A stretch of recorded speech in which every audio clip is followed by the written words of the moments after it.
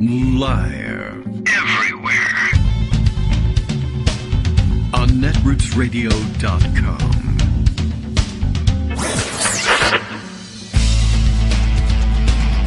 David Waldman. Kagro. In the morning. Now, here's David Waldman. Hey, good morning, everybody. How you doing? It is Wednesday, June 21st, 2023. Longest day of the year. Beginning of summer. Happy summer. Happy birthday. Probably to a bunch of people named Summer. Happy birthday to summer itself, which begins today. Happy birthday to my mom, who has not much at all whatsoever, as I'm aware, to do with summer, but birthday is a birthday.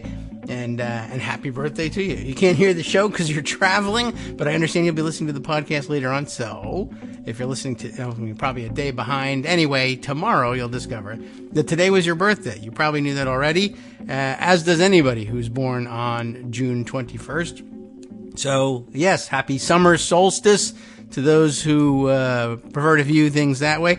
I think the actual solstice, like the actual moment of maximum, I don't know, whatever the hell it is, tilt toward the sun, right? But we're not. All right. Well, anyway, it actually falls during today's show, at the very end of the show. So while we're getting ready to, we'll probably be late with the outro music as usual.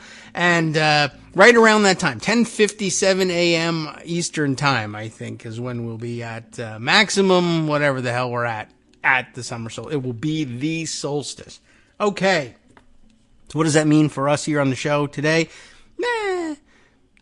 No different. It's a Wednesday. It's a long Wednesday. It'll be even longer if Greg Dworkin isn't fully recovered, of course. And now, in transferring to me all of his files, I think he put a computer virus in the files, and now I have, I don't know, I got feeling a little raspy in the throat today. So hoping all goes well. I have a big meeting tonight. I can't really be sick for that. So hopefully all is okay. And I just slept on a virus funny. Maybe there's that. Okay. And hints from Justice about what is in the news today. Easy to spot in his thumbs up, everything is working well messages. There's news about Samuel Alito, who turns out to be more or less on the take, just as Clarence Thomas was, although perhaps to a lesser extent. But how many bribes do you need to take before we get concerned about things? That's big in the news. Hunter Biden is big in the news because there are Republicans in the world and they love to say Hunter Biden. But as it turns out, there actually was news about Hunter Biden the other day. The investigation, I guess, is now, the real investigation into things for which there was actually evidence has wrapped up, and he has entered a guilty plea that will probably result in some probation and nothing more. There was a tax charge, and he's paid the back taxes on that. And a gun charge, which was a little bit of a surprise, but apparently lying on a form that you fill out and tell the government that you're a worthy person to own a gun, and he was not.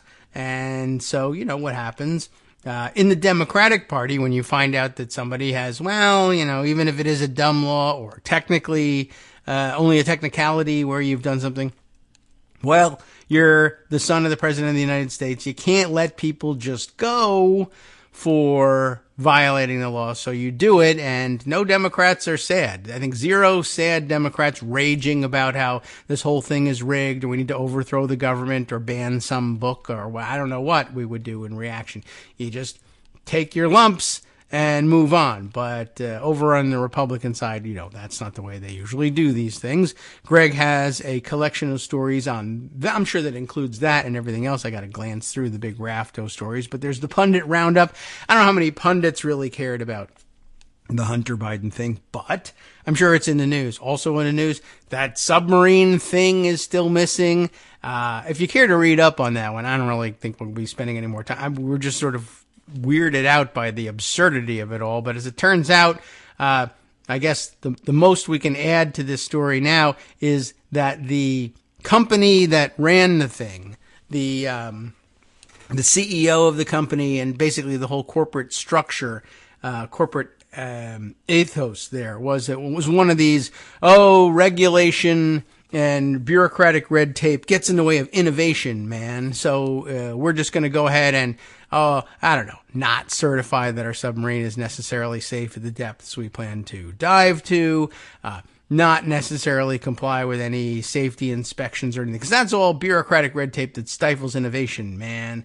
And then, I don't know. We don't know what happened. So I read all sorts of things about it. The engineers who helped build the thing who had quit the company because they couldn't believe the corners they were cutting, et cetera, et cetera. So it's a scary situation. But I guess the latest news on it is I think the Canadian searchers detected some sort of undersea noise, magma displacement, I don't know, whale songs, doesn't matter exactly what it was, but something anomalous. And so they are moving the sounding buoys, I guess the sound listening buoys and various other tools and techniques to this area where they think, maybe this is the stranded sub and the people in it making some noise. Who knows what it is? Anyway, it's a bizarre situation. I guess we'll be keeping an eye on it, like various other weird tragedies. People who fall in wells, people who are trapped in caves, people who are allegedly trapped in chairs strapped to balloons that are flying across the country. Everyone wants to know how this one comes out. So you will too, but I don't know, I guess we'll announce it when and if it happens, unless it's, I don't know, either horrific or anticlimactic. Okay. Well, at any rate, Greg is all set to go. You can hear that by the ringy-dingy noises, and we'll answer the phone and get right to it. Good morning, Greg. How are you feeling today? Good morning. A little better. Okay, good. So hopefully we have a whole hour. Let's see. Yeah, do what you can I'll do. let you know by about 9:27 whether my voice is lasting or not. Okay, right. Maybe it'll charge from if you're solar powered at all. Put the panels out, and regain your health that way. If that's a thing you can do. The weird thing is apparently people paid $250,000 yes. to get put in a tin can and then have the top bolted on from the outside. Yes. So you couldn't get out. That's another thing. Yeah, right. I Even think if you bob they to the should have paid surface. me $250,000 to get in a tin can and bolt the top, and I still wouldn't do it. Yeah, it's really rather remarkable. Apparently that's, to seal the thing shut, obviously you're going to bolt the door on to make sure that the thing is watertight, but as it turns out, you can't open it from inside. So even if they have an emergency and then surface, they're still stuck depending on the piped in oxygen to survive because they can't open the door and get out. And the idea is you're supposed to come up and there's a support ship and they've got a tool. And if they drop the tool in the water, I guess you're screwed, but that'd be something. Oops, splash. There goes the wrench. Broke. Yeah. Damn. So I don't get the one. vanity. I don't get the paying $250,000. I don't get, and I have never gotten throughout my entire life. But yeah, the mystique of the Titanic, so that people would go see that movie and would really care about what happened and would pay money to go down there and look at a graveyard, which I think is pretty disrespectul. I mean, there's lots of wrecks over time, but I don't know why the Titanic is like the Uber wreck. It probably has to do with the name and, of course, the braggadocio of being unsinkable, which is also kind of ironic to then go and see the thing and you're in your, hey, I don't need any regulations submarine and then sink. But, it's whatever. It's this historical thing. I guess I'd rather be more interested in seeing some kind of, I don't know, treasure galleon or something. Yeah, exactly. Sutton Hoo or something like that. Now, there's a wreck for you. Yeah. Look, gold, whatever. Viking gold. Right. That Best would be kind. something. It's enchanted. I understand it's hoarded by dragons. Much more interesting than stuff that happened on the Titanic. Yeah. Okay, so these two people, try to hook up the night before it sank or the night that it sank or whatever. They kind of had to make a story. I'd rather do, dragon hordes, frankly. Yeah. I mean, it was a nice enough story. It didn't have to be on the Titanic, but okay. So you get that sense of ominous, imminent disaster kind of element to the movie. And, I don't know. There's an interesting allure that, how many rich people, paid an extraordinary amount of money to go on the ship that then sank. And it translates to this submarine. Of course, the other way to look at it is that you pay $250,000 and you get to pick which 5 billionaires go on that submarine. Yes. Now that would be a game I would play. And as Scott put it, by the way, I thought an interesting observation. I mean, Elon Musk and who else? Harlan Crow. Ah. Maybe 3 others you have open seats there. Right. That's true. Well, we got another one who's been paying Alito. We could send him. Scott had observed that Paul Singer, a well-known name in Republican politics for a long time, who's been paying Alito to, basically take cases that he does in fact present. In many ways, it's worse than the Clarence Thomas thing. Oh, okay. Clarence Thomas stuff is ostentatious, but Harlan Crow can argue, win or not, that he didn't really have any cases in front of Clarence Thomas. Paul Singer had cases in front of Samuel Alito. Well, that's bad news. So, you can put him in there. So this... Why should I recuse myself? I'm a Republican. Uh-huh. Well, let's get into that, too. But I'll just sneak in there that Scott had observed an interesting thing of, these 5-passenger, 3-hour tours are a certain recipe for disaster. Don't go. But this one is interesting. Everybody on board was Mr. Howell, so that is exactly right. Okay. So that would be it. Elon Musk, Paul Singer. Right. Thurston Howells I. Yeah. Right. And then and Harlan Crow, and then there's one more spot. So we have to figure out who the fifth person is. The skipper takes the boat out and just blows it up. No, the skipper takes the boat out and he leaves. Jumps off. Basically locks all these people in. He bolts them in. Yeah. Right. And drops the anchor. He says to Gilligan, "So you have the tool for letting him out, right?" And Gilligan goes, "Oops." No. Try it with a coconut. It didn't work. Okay, so I think the big news. Well, it's a tragedy, and they're still maybe that's trying to right. rescue What them. are we doing? What I'm saying is, I don't understand the whole concept. Yes. Okay, that's right. We're making fun of the concept. They'll turn up dead, and we'll be sorry. I mean, so Alito and all that. But I don't want to spend a lot of time on that. I mean, what's to say? The guy's rotten to the core, as are so many others. And in fact. I had tweeted this morning, amongst other observations, that sometimes I wonder why Republicans do the way they do and why they are the way they are. I always and then I remember that there's still sort of the South lost. Oh, yes, well. And that explains about 90% of everything. Yes, though it doesn't explain how Republicans who conducted that war against the South decided they would be so sad about winning it. So the other observation I made in passing, so that we don't have to spend a whole lot of time on it, is that Hunter Biden is a troubled soul. Everybody agrees with that. He did some minor stuff. He pled guilty to it. And that's basically the end of the story. It's been overhyped by MAGA world the way John Durham was. Sure. The parallels are incredible and completely lost on them. Oh.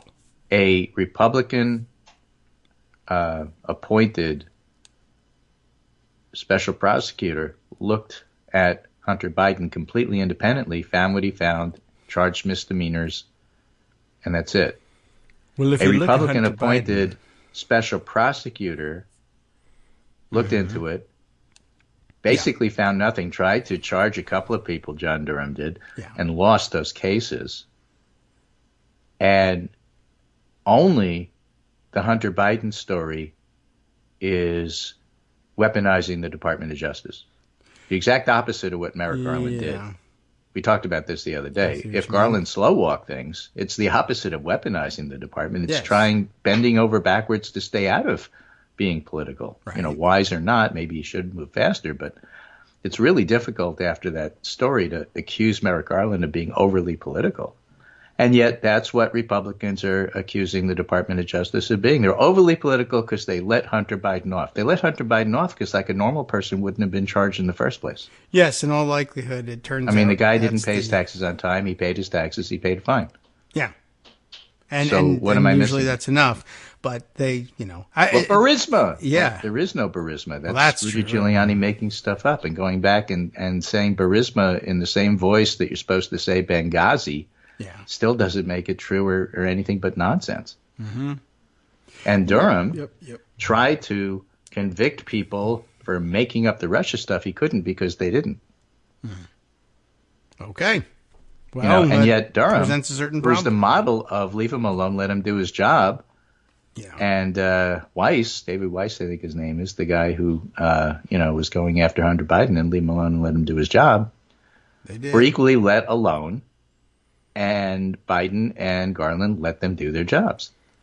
And, all the caterwauling on the right is just making it clear they don't really care about process or fairness. They just want the results they want. When they don't get the results they want, then everything is unfair.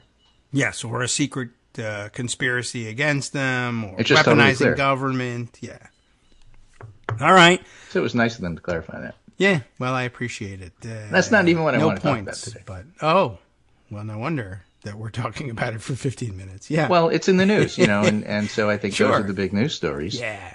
Well, you got to cover that. But I want to talk about some polling and some observations. All right. That I think were of interest.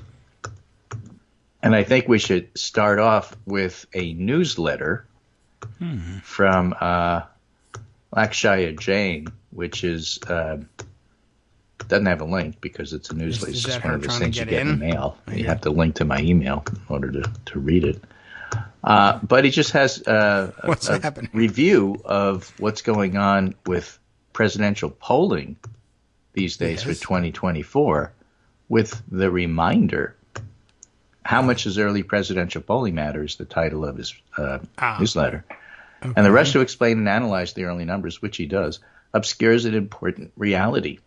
All right. Early head-to-head polling isn't useful for predicting elections. Okay. And then puts a graph out which represents how irrelevant polls taken today are. At this point in time, the average polling error is about 8 points. Uh-huh. Error, that's a pretty huge error. So on the one hand, looking to see that Biden's only leading Trump by 3 or 4 points in a lot of different polls, and why isn't it more, misses the point because you can't really use the polling for that. Okay. And on the other hand, I think getting to the gist of why the question is even relevant is a lovely piece by Perry Bacon. Lovely in that he doesn't answer the questions he asks, but I think he hones in on the proper topic. Biden shouldn't be as unpopular as Trump, but he is, at least according to the polls. All right, I guess. And he talks about why, and it's pretty clear, in a hyper-partisan environment the way we live now, Biden has a 4% approval rating among Republicans. Okay, well, they're crazy. That's much worse than Clinton, who had 20%, and Obama, who had 16%. All right. But it's not unlike Trump's 8% among Democrats. Okay. So if you have a shrinking Republican Party who basically are MAGA people, they're going to hate Biden, and so that's not surprising. Yes. In that formulation, what should happen, therefore, is people who leave the party become independents. We know in some ways leaners are even more partisan than soft Republicans and soft Democrats. But as Perry Bacon writes, what's hard to understand is why Biden is so unpopular. There's some obvious reasons he's not loved. In other words, why don't the independents like him? I don't know. Inflation's unusually high. Negative partisanship has grown substantially since Clinton's tenure. Bill Clinton, that is. It's not clear any president could have 20% approval from people in the opposite party anymore. Mm-hmm. President's centrist, bipartisan approach likely ensures a bloc of younger and more progressive Democrats won't be thrilled with him. I think that's really the heart of the matter there. Voters in Britain, Canada, France, and numerous other countries are also dissatisfied with their leaders, according to polls. So maybe it's almost impossible to be a popular politician in 2023. Could be. I mean, I'm not going to try. And so that's why the title for the pundit roundup today was American Voters Are a Grumpy Lot this cycle. Okay. I think that's the trend. But it turns out they're grumpy all over the world. So, it's just difficult. One of the things that Perry Bacon points out is that part of trying to explain the difficulty, and the thing I like about it is he doesn't separate his own opinion from what he's trying to do. I'm trying to do analysis here, but I'll tell you right off the bat, he says in so many words, I'm really disappointed that Biden isn't more popular. So that's going to infect my analysis. Okay. At least he says so. I'm not sure he says that this all adds up to Biden being as unpopular as Trump. I mean, maybe he's not. But the president isn't perfect. He's hired competent advisors, successfully managed crises such as the potential debt default, enacted legislation that polls well with the public. Remember how he pinned the Republicans into supporting Medicare and Social Security at the State of the Union, which was really a remarkable thing that redounded to the benefit of the Democrats when the debt ceiling thing came around. Reached deals with the opposite party, made smart decisions on foreign policy, and acted with dignity and grace. It's striking that Biden, who makes a great effort to reach out to Republicans, is so hated by them, significantly more than Obama was. Fox News and other factors driving partisan polarization existed during Obama's presidency, and unlike Trump, Biden doesn't talk or make policy as if he were president of only half the country. Of course, Biden is sometimes quite harsh.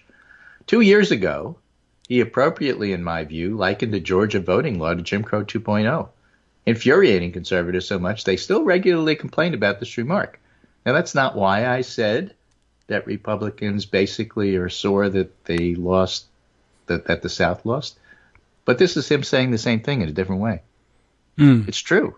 All right. And that drives a whole lot. They're mad at Biden because Biden's effective. They wanted him to be a doddering old man who got nothing done. They wanted him to be Kevin McCarthy. And it turns out he's not. Okay. Kevin McCarthy's Kevin McCarthy. Still is. Yeah. Speaking of which, McCarthy has his own issues. As we know, it's hard for him to pass anything. But it turns out two of his favorite people, Lauren Boebert and Marjorie Taylor Greene, have decided this is impeachment week. Oh, wonderful. I don't know if you saw those items, but Lauren Boebert said, I'm doing a privileged resolution to impeach Joe Biden. And Marjorie Taylor Greene has a list of people. Oh, sure.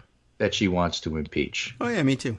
And she's going to start with, I guess, some cabinet members. I'm not sure exactly what she's doing and what she's thinking. And Kevin McCarthy, of course, is too weak to stop any of it. Yes. Now, technically, privileged resolutions mean that an individual House member can stand up and do whatever they want. It's not up to the Speaker. But in reality, the Speaker generally has enough clout to say, don't do that because you won't get these other things. Yes. There's something that you can often withhold. But, but he won't be willing to do that with things being tight as it is. I'm not 100% sure what they're going to end up doing with this thing, but you can do it. We have covered this procedure on the show before in years past. Any member can make a direct call for impeachment of any federal official, and it's just up to the House. Well, what do we want to do with it? Do we actually want to debate it now, or do we want to refer it to a committee, or do we want to table the thing? And okay, you want to spend an hour on that? Okay. My friend Liam Donovan, my Twitter friend, who's a Republican operative, but a reasonable one that you can talk to. Oh, right.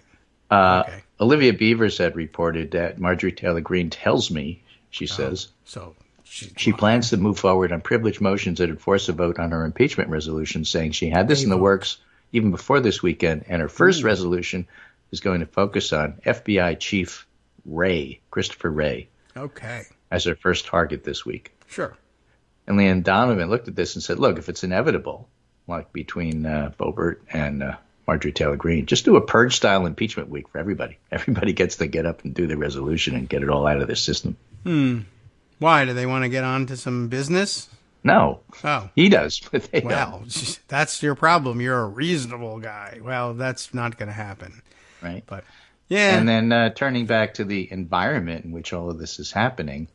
Congress.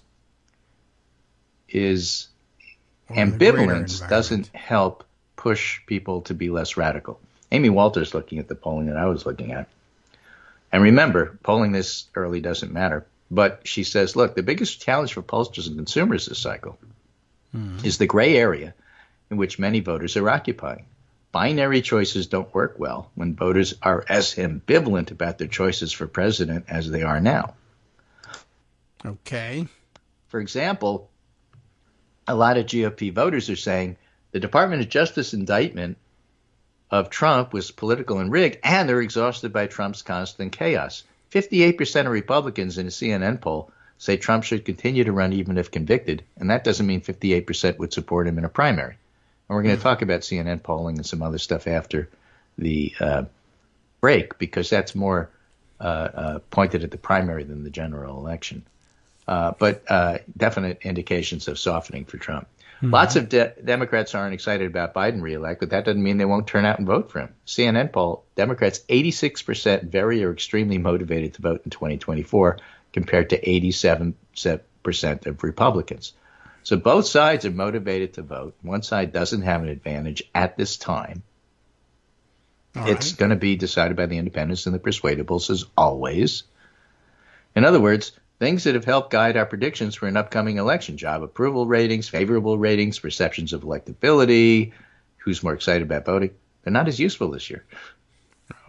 So the pundits, and Amy Walter's a good one, and she's honest, is basically saying, look, we're having a hard time figuring out what's going to happen because, like, the polling doesn't point in just one direction. It's not like it points to a red wave in 2022, which we all know is going to happen. Oh, well, in this case, it's ambiguous. Claimed that it does. Yeah, well, someone will need to write a book that says that there is one and name it something new, and then all the reporters will write about it. Or, a different way to say that is, look, we're always wrong, but, sometimes we're sure about it. And this time, we're wrong, but we're not sure about it. I don't know why I'm going to be wrong. I'm just pretty sure I will be. That there's certainty about. Okay. Well, nice to know. Mm-hmm. I guess. And by the way, some of those numbers to set us up for that CNN poll. Yes. Trump is at 47% among Republican primary voters, down 6 from May. DeSantis at 26, no change. Pence is at 9, plus 3. Haley's at 5, minus 1. Scott's at 4, plus 2. Christie's at 3, plus 1. He's, by the way, third in the New Hampshire poll. Hutchinson, Asa Hutchinson, remember him? Oh, He's yes, 1 with no change. Ramaswamy's at 1 with no change. Burgum. Who's that one of the Dakotas who remembers which one governor has run, is at 0. Yeah. And so is Larry Elder. Okay. Well, so Trump is still dominating the field, but he's no longer at 50%. Now, in theory, everybody else can unite behind somebody else and win. Oh. Well, won't happen, right, but we'll see. But a lot of people who were at 1 moved to 5. And that's what happens. If you keep running, eventually you move to 5. After that, I don't know. I can't guarantee you anything. After that, you get on a board somewhere, so they pay you. Yeah, that's right. Okay, we'll be right back. Hi, I'm Scott Anderson, the guy that writes the daily summary for this show, Kagro in the Morning. Thank you to everyone that supports this show. Many of you send donations through PayPal, Patreon, Square Cash, Radio Public, and so on. Some of you write your own essays and send them in, or read articles with your own commentary. We appreciate it. Now, some of you are listening to this and thinking, I'd like to help, but isn't there something I could do that wouldn't require money or effort? Why, yes, there is. You can just like us. On Daily Kos, they call it the recommend button. YouTube has a thumbs up. There are hearts and likes and love buttons. Tap our love button. Tap our love button every day. Share our shows and summaries on Facebook and Twitter, YouTube and iTunes, Stitcher and Amazon. Most of these places allow you to write a review, so a sentence or two would be great. Recommend us to social media, or tell your friends to listen to the show. You aren't just helping us, you're helping them find their new favorite thing to listen to. You could change the world. So thank you in advance from me and everybody else in the world.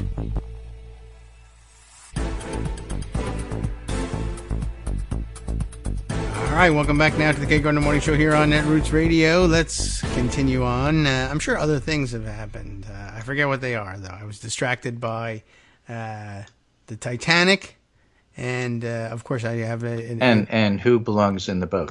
Yes, right. Oh, yeah, we never did fill that out. But, yeah, you told me that during the break that we've had another nomination to add. Yeah, our friend Manhattan nominated Peter Thiel. So that would fill the boat out. And as you pointed out, we need a bigger boat. Yeah, that's right. I didn't realize we would need a bigger boat last time they needed a bigger boat to not sink. This time we need a bigger boat to sink people. Well. All right. So let's look at this CNN poll. Jennifer Agista, who's the polling director, and our friend Ariel Edwards-Levy, an excellent polling reporter who we know from the pollster.com days. CNN poll, Trump's GOP support appears to soften post-indictment, but he holds a lead in the primary field. Now, you have to step back, I think, and look at my theory of the case for how elections work. All right. And that is that public sentiment is different than public opinion. Polls measure public opinion, as Doris Kearns Goodwin pointed out. Public sentiment seeps in. Yeah, and so the idea that Trump is crooked seeps in. And you have 25% of the population who's glued to cable news or Twitter or whatever. And then you have like the rest of the normies in the country who really hate politics and aren't paying attention. So they don't know the ins and outs and the details of what John Durham said. And no, they haven't read the indictment. And no, don't ask them to. For Donald Trump. For that matter. Oh, dear. Okay. Oops. Hit the wrong button there, eh? Okay. Let's answer. Come on. Here we go. All right. Did you hit the wrong button on that one, huh? I hit the wrong button. Do not try this at home. We are professionals. Okay. I mean, you're not on a submarine at the Titanic, so it's not a disaster. Exactly. So, the idea is that they're just not paying that attention, but they know something's wrong with Trump. And they're not thrilled about Biden, but they don't have to focus on him. Yes, they'd like him to be 20 years younger. They'd like him to be more dynamic. I think he would, too. They don't want him to be RFK. They want him to be JFK. Because Democrats always want all of their presidents to be JFK. I guess, sure. Not going to happen. It doesn't work that way. And so when push comes to shove and you do put it into a binary of this guy versus that guy, my theory of the case is that Biden wins. Okay. But until that time, it's very difficult to get the public to focus. Oh, well. Because now is the time where they could say to pollsters, yeah, well, I'd really like somebody else. Okay, that's nice. Yeah. I would like to be a billionaire who has, pocket money to spend on submarines to look at the Titanic. But, it's not the way it works. Right. Yeah, it's not how you get the money, typically. So Republican voters, most of them still don't pay that much attention, but the activists do. And the activists vote in primaries, and that's why primary results for Republicans are always so different than general election results. Okay. Okay, I'm proud of myself. I hit the right button. This time I hit the mute button. And well done. No, the hang up button. Hang up button. Because that will cover up the noise too. But it will, but then you get more noise as I come back. Okay. So most Americans approve of Trump's indictment stemming from his alleged mishandling of classified documents after leaving office, even as 71% say politics played a role in that charging decision. It's really difficult to know what people mean when they say politics played a role. Yes. Trump's a politician. He's running for president. Yeah. As president, he stole stuff. After he was president, he obstructed stuff. The politician, Trump. Mm-hmm. So politics is part and parcel of who he was. Yeah. Not necessarily what he did, but partially. But Merrick Garland, we've gone over. Takes that a bit. Okay. And the fact that people still think that politics played a role, sort of has to be explained because, what do you mean by that? Yes. Right, that's true. Or politics can play a role in the sense of, and this is one of the things that makes ethics cases or political cases difficult.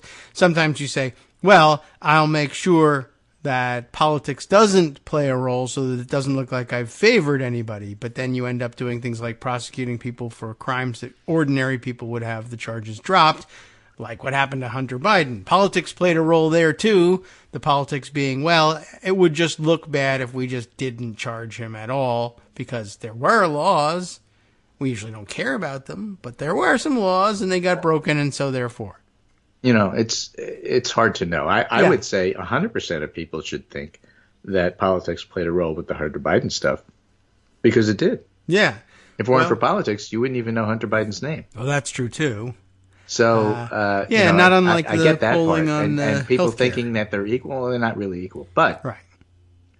Though Trump continues to lead the GOP field by a wide margin, the polls suggest his support has declined as have positive views of him among Republican and Republican-leaning voters. That's what seeps in. The committed people are going to do what they're going to do. And some of them are so committed they really need to be committed.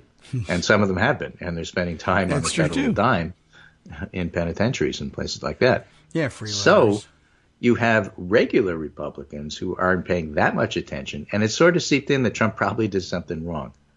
I still want to win. I want my team to win. So therefore, I'll forgive a lot of it.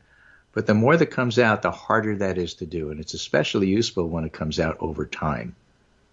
Yeah. And the things that you thought didn't matter sort of don't matter until they do.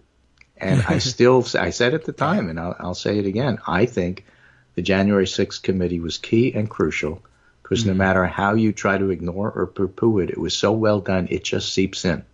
Okay. It did things. It made Merrick Garland act.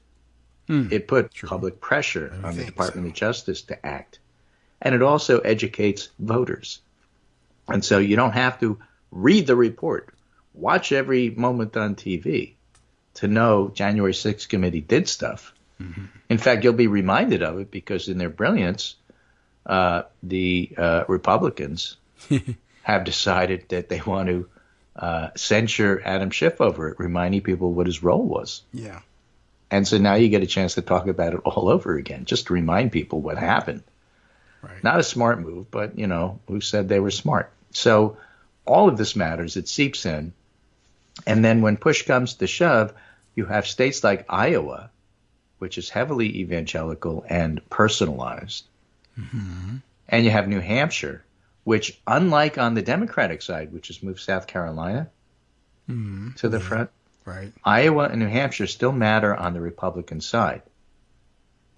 So how much effort Trump wants to put into a place like Iowa, which he doesn't always do well in, historically, or how much a Ron DeSantis will do in Iowa, where it's retail politics, and the guy, as Peggy Noonan famously said by now, it's famous because I keep repeating it, that he'd unplug your ventilator in order to charge your cell phone, and how well he's going to do in a place like Iowa remains to be seen. And that's why Chris Christie's creeping up in the New Hampshire poll. So there'll be some embarrassments for Trump. He won't do as well as you would think he would because he dominates the field. But, he's still the favorite, and he's probably still going to win. All right. On the Democratic side, of course, the fact that it's a disaster. South Carolina going first means, forget about RFK, all these dumb stories that journalists write about RFK. Democratic voters don't care about RFK, and you're going to see it in South Carolina. Junior, yes. I don't anticipate any serious movement towards RFK Jr. for any reason whatsoever. So, all right, he runs. That can't stop that, apparently. So, the CNN poll, and we went over the numbers, who's up and who's down and all that sort of stuff. There isn't anybody really who's making noise and making traction. I think the dark horse that isn't in the numbers because he hasn't decided to run yet is Brian Kemp. And I would guess he'd probably do okay because all factions of the Republican Party find something about him to like, except that the MAGA people still hate him. So I don't think he's going to run. All right. And once he's, everybody looks good until they're in. And then once they're in, you find which faction hates you and you don't do as well. But nonetheless, I think on the Republican side, it's Trump's nomination to lose. And on the Democratic side, obviously, it's locked up. Yes. And if you're by the way, something Marianne to Trump to Williamson lose. is like on her third campaign manager. Oh, well, yeah, it's difficult to keep those people on board. She's, I don't know. She keeps throwing things at them, so they quit. Is that right? Well, wear a helmet, and good luck to you. Okay. So Trump's nomination to lose, and as it happens, he's an expert, and if you give him things, he loses them. So, he puts them in boxes, and then he forgets which box they're in. Could be it, right? I don't know where I put it. I framed it and hung it on the wall in Bedminster. I had my nomination. It was all set. It's in one of these boxes, and I just don't know which one it was in. Better move them all to Bedminster so I can go through them. Yes, that's his MO. Along with my golf clubs, my laundry, and a couple of war plans for invading allies. Yeah, I guess so. All you people who want to invade Canada, it's right there. It's in box number 7. Yep. We draw those plans. That's just sort of normal operations. I mean, we try not to use them. Well, we don't try very hard, but the Canada ones we try not to use. So, I think Hunter Biden's a one-day story, and I'm pretty much done with it. But Greg Sargent points out there's other things that are happening which are not a one-day story. And the latest, of course, that we haven't covered, you may have, but I didn't cover, is Brett Bayer's interview with Donald Trump. I mentioned where Trump basically confessed to everything. Yes. It was a wonderful interview by most accounts. I've seen half a dozen or more clips. He's rude and insistent that his stupid conspiracies are true, and occasionally, like the one I saw this morning, was he recounted his version of Chinese history with enforcement of drug laws, and it seems a little upside down and backwards. But yeah, as to his own crimes, he just basically said, "You don't understand, Brett. I'm allowed to do all these things." And if the president does it, it's not illegal. It goes right back to Nixon. But, the thing is, if you step back and look at the picture here, you may recall another interview Jonathan Swan did with Trump, which was really good, where he basically asked follow-up questions like Chuck Todd doesn't. And was a great interview. This one was a great interview for the same reason, and kept asking, but sir, if all that's true, why did you do that? And specifically the question he asked, which was so great, is Trump was complaining about various and sundry people who turned out to be, not allies. They were traitors to him. And Brett Baier was going through the list. Yeah, but, Attorney General Barr said this, and Mike Pompeo said that, and Mike Pence said that, and Trump would go down the list, say this guy sinks, that guy sucks, that guy's a loser, that guy's weak. And Baier finally said to him, why did you hire them? Yeah, you said you were going to hire all the best people.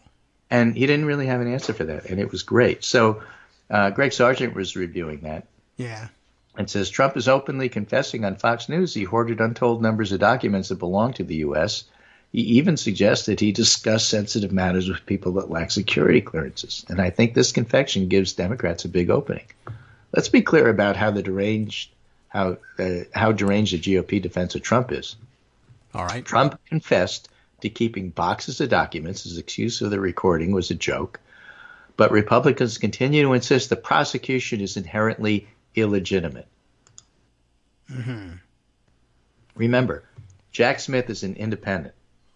Oh. John Durham was an independent. Yeah. David Weiss, who just did the Hunter Biden thing, was an independent. So they wanted independence. So now you have an independent who's doing so. Oh, well, it's all illegitimate.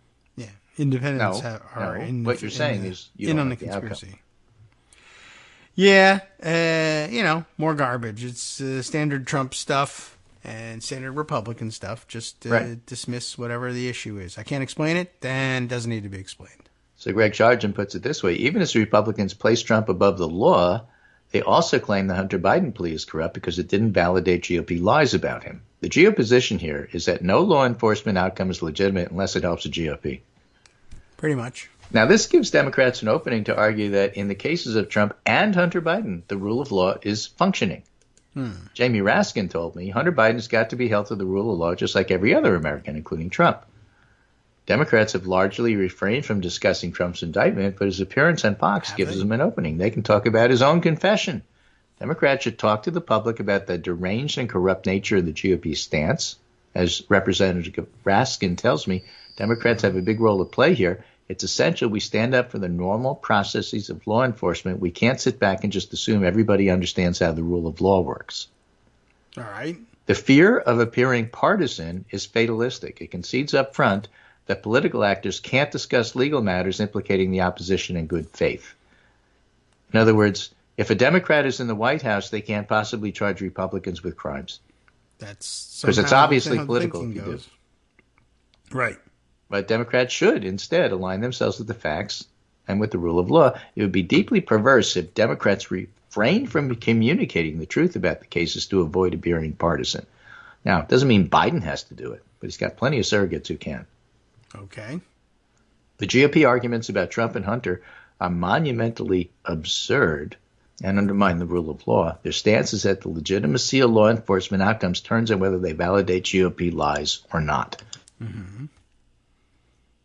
That's often been the case. We've said it, he's said it, and it's important for them to say it as well. So I think that's where all of that stands. Okay. They're not great at saying it. No, but they should.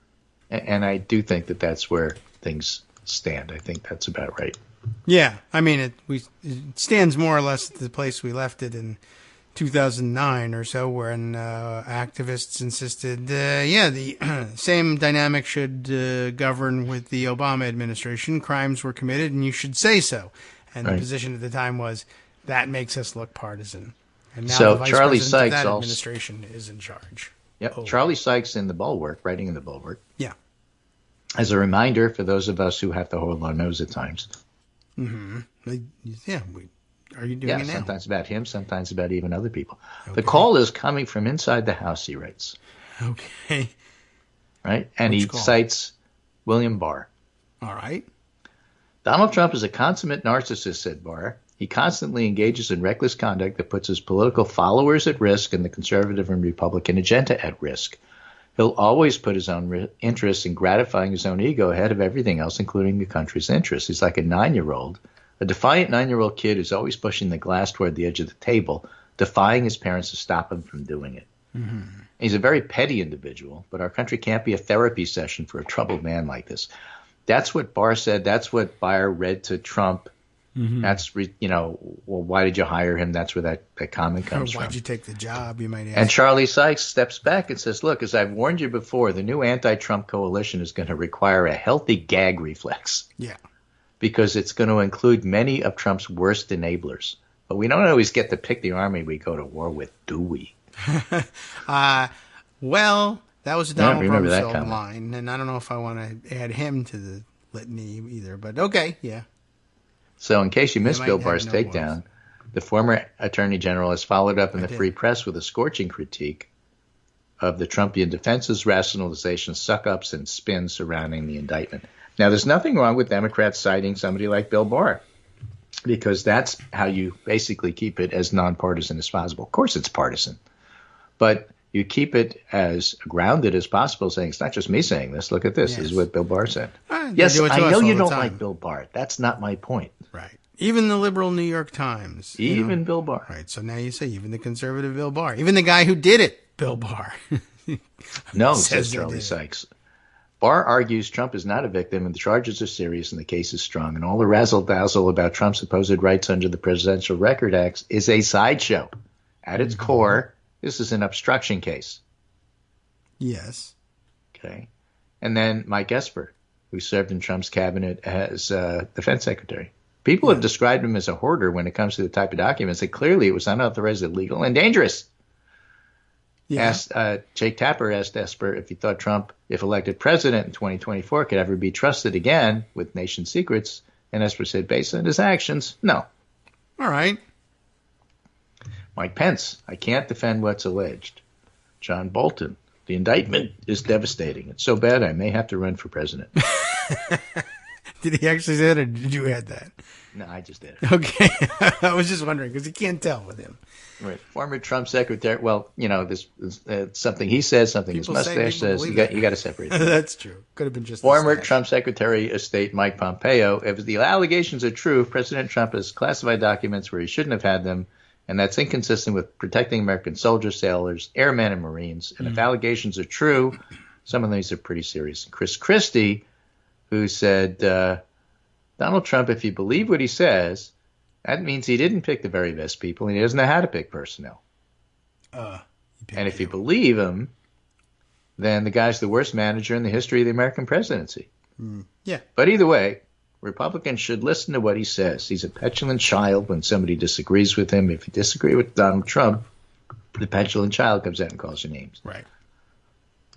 Well, that's clearly true. Everyone knows so that. Sykes has that rundown. Again, that's part of the softening we were talking about. And that seeps into Republican consciousness because it comes over Republican and conservative channels. Mm-hmm. Let's put this in context, shall we? As I wrote last year, Charlie Sykes said, there's no precedent for a twice-impeached, defeated former president seeking to regain power, but this is also a precedent.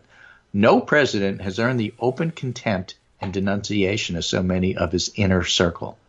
And in Trump's case, the list of those who have broken with him now includes, and he's got 1, 2, 3, 4, 5, just a long list: Vice President, Attorney General, 2 Secretaries of Defense, 2 Secretaries of State, 2 Chiefs of Staff, 2 National Security Advisors, Deputy National Security Advisor Matt Pottinger, Secretary of the Navy, Communications Director, Press Secretary, Cabinet members, and personal lawyers. Wow. Lettuce, cheese, pickles, onions. I mean, that is like a Dagwood sandwich like you never saw. Yeah.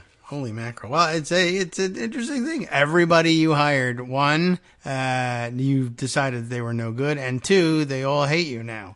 And many of them are running against you for president. And so he adds, and this is the point I was trying to make, a caveat here. He writes, despite their prominence, it's unlikely any of these officials have the political juice or media influence to break Trump's hold on MAGA. Right.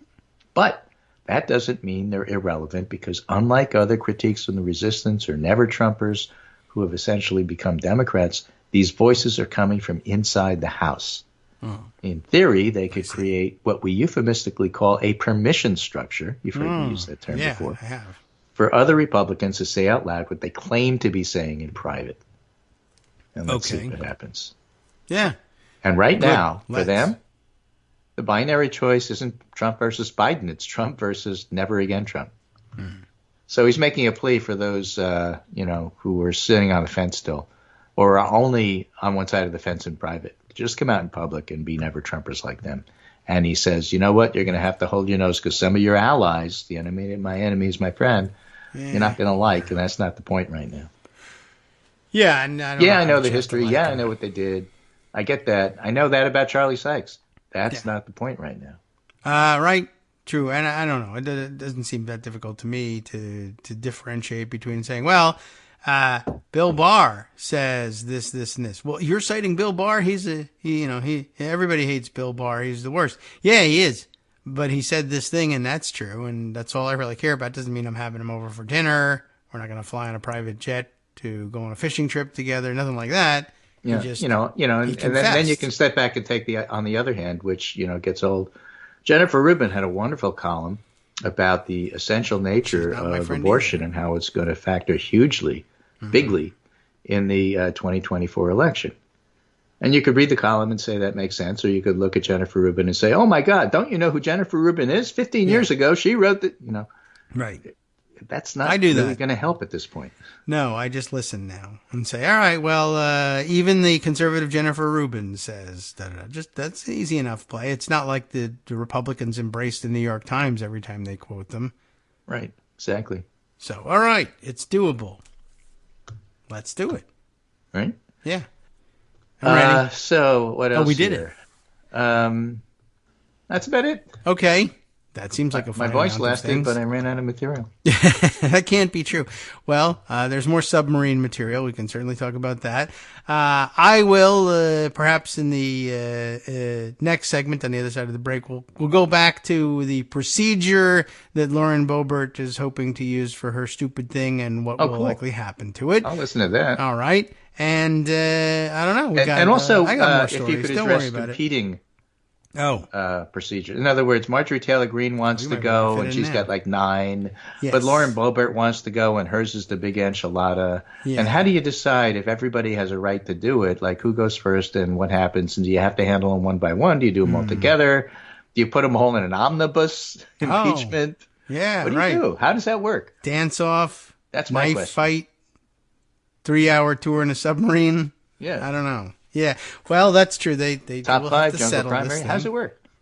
Well, we can work that out and figure it out. But yeah, Lauren Boebert hasn't found any like new secret or anything. It's the same old thing. It's if you've been around for a million years, you would have seen Dennis Kucinich use it to propose at first the impeachment of Dick Cheney, and then later on George W. Bush. But it's a privileged resolution. If you are going to directly propose the impeachment of the president, not ask for an investigation that might lead to his impeachment, but actually just list a bill of particulars, and it doesn't have to be real or anything like that. You just list it and say, I move that we that we go to an impeachment vote on this guy right now. And then at that point, the House either decides, well, maybe we'll have a vote first on it. This is the part they've glossed over. I figured out a way and we're definitely going to I know how to get a vote on impeachment. Well, the vote is going to be on whether or not to table your impeachment resolution, get rid of it. If they don't table it, then you can have a vote on whether or not to refer it to committee for actual work on it or actual burying of it at the committee. But no, there won't be a vote today or any other day when Lauren Boebert asks for it on yes or no, impeach Joe Biden, unless the entirety of the Republican conference says this is how we want to head into the next election by faking up impeachment resolutions. Hers is going to be, apparently she wants to impeach him over the southern border. Remember the southern border crisis that they bet everything on like 2 or 3 years ago and it didn't work? Apparently they couldn't come up with anything else. It's not Burisma. It's not Hunter Biden. It's not Fast and Furious. It's nothing of the sort.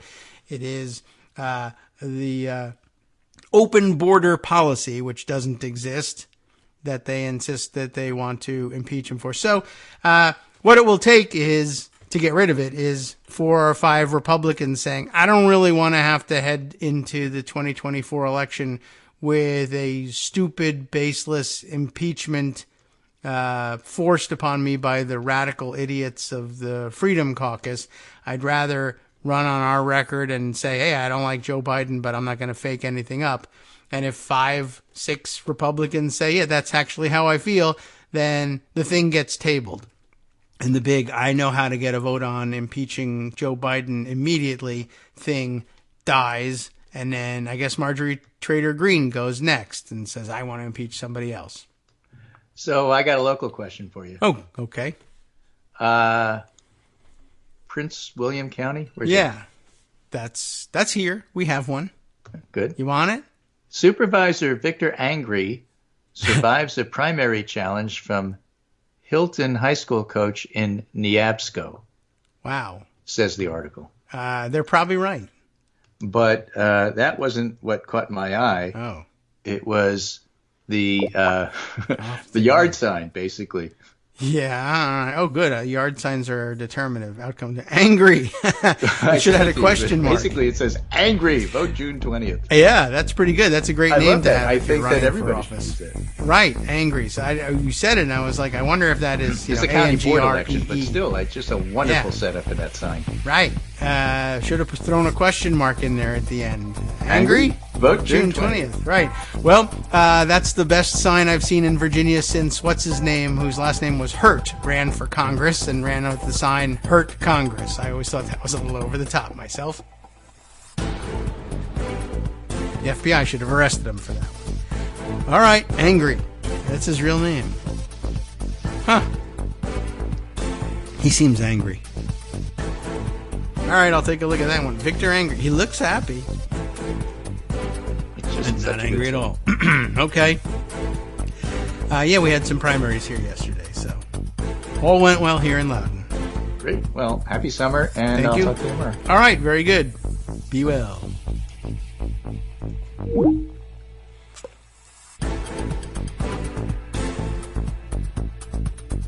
All right, welcome back now to the Kagro in the Morning Show here on Netroots Radio. Yeah, wow. I must say, that's a difficult name to run for office with, Angry. But it worked, and Greg has sent me the picture here. So, by the way, who was it? Was it Congressman Hurt's name? First name is Robert. I had no memory whatsoever what his first name was. So just so you know, here in Virginia. Virginia's 5th district, apparently. And is he... I don't know if he's still there or not. I have to look him up to actually find out. He's from Virginia, and yet I have, no memory of him. No, it says he was in office through January 3rd, 2017. And I guess that was the end of that. But I always thought those Hurt Congress signs were rather remarkable. But, yeah, now Angry. And he's got a lot to overcome.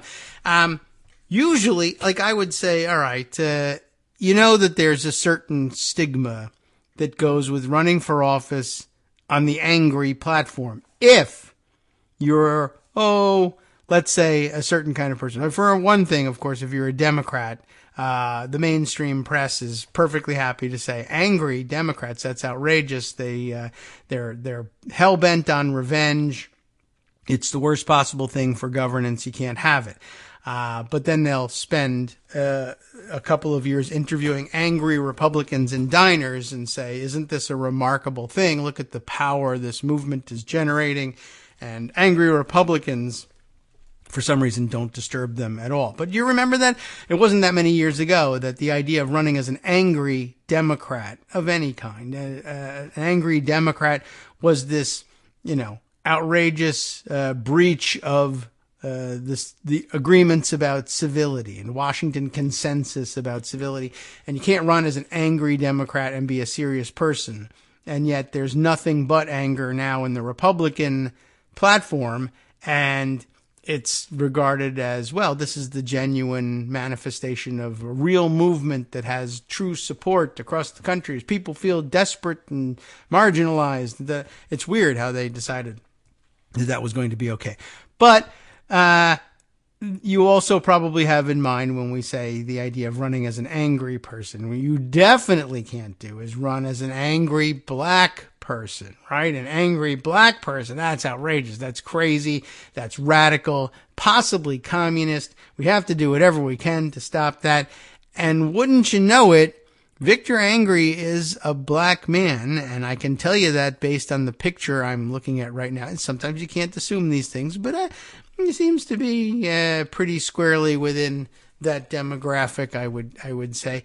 But I will tell you this, he looks absolutely happy and friendly, and has to deal with the weight of that surname for whatever reason. But there you have it. An angry black man has won the seat, or has fended off a challenge, in fact, in a primary election to hold on to the right to run as the nominee for Prince William County Board of Supervisors. So congratulations to him.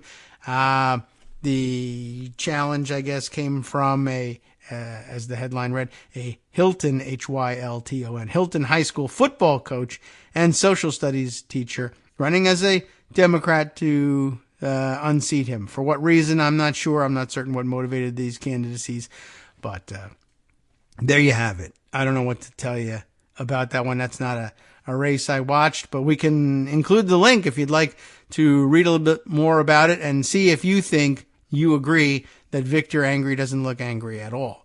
So, all right. Well, there's definitely a bunch of other stories I need to share with you. I did sneak in the upshot of what I think is going to happen with Lauren Boebert's resolution. I'll read you an NBC News article on the subject. Just as I guess we'll check in to see whether mainstream reporters are getting the gist of what goes on here or not. My brother Mark sent me this version of it. There are many more out there. Representative Lauren Boebert to force House vote on impeaching Biden. Keeping in mind here that what you're going to force is a vote on whether or not to table the resolution that she proposes, which would call for Biden's impeachment. And it may be that she's coming with articles of impeachment, and that if the underlying resolution were to pass, the House of Representatives would then have impeached Biden, and it would be sent over to the Senate for trial. And I think that they would dismiss it fairly summarily, but you never know. Anyway, just to be clear about this stuff, the Colorado Republican is using a procedural tactic that requires the House to hold a floor vote on the resolution, when in fact it is a floor vote on a motion to table the resolution, most likely. Zoe Richards is the author of the piece here. Representative Lauren Boebert introduced articles of impeachment Tuesday against President Joe Biden that will force a House floor vote in the coming days. And that true. The coming days part is also a part that's missing. I'm never certain with people like Lauren Boebert about whether or not they understand exactly what they are and aren't entitled to with these privilege resolutions. There will be a vote, but it's uncertain when the vote will take place. These privileged resolutions, as I've mentioned in the show in the past, and I mean, I encouraged Democratic members of the House to do this during the Trump administration, just to keep it in the news. I mean, it's a thing, right? I think it was a reasonable idea when there was a pervasive sense in the United States among the electorate that Donald Trump had ruined things, was horribly corrupt, was a dangerous individual, needed to be removed from office, and it wouldn't look like you were out of your mind just proposing his impeachment out of the blue. And in fact, how could it, given that he ended up being impeached twice as it was? Now, I guess Lauren Boebert wants to do the same, but when a rank and file member of the House makes a direct proposition to impeach the president, it is a privileged resolution.